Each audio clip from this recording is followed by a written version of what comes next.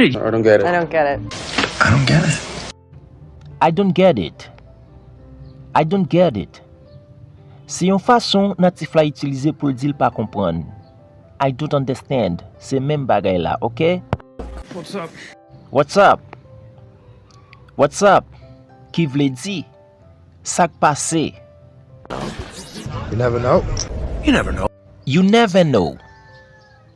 You never know. Qui vle di ou pa jam konnen?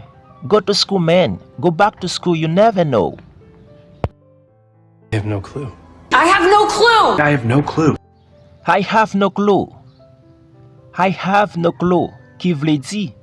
Mwen pa gen aucune idée. Nan l'autre sens que tout moun konnen, c'est I have no idea. Donc, natif lan li même, li toujours utiliser expression pour faire passer ça vle passer, ok? On allez. I'm all ears. I am all ears. I'm all ears. Ok? Ça c'est expression qui veut dire ou met parler m'a tande ou. I'm listening to you. Ok? It's up to you. Natif la dit it's up to you. It is up to you. Qui veut dire c'est tout pa ou. Ok? M'pense ak vidéo ça ou même qui te gen problème pour tande anglais ou pour tande anglais clair. Seulement pas oublier partager abonner pour moi en aller.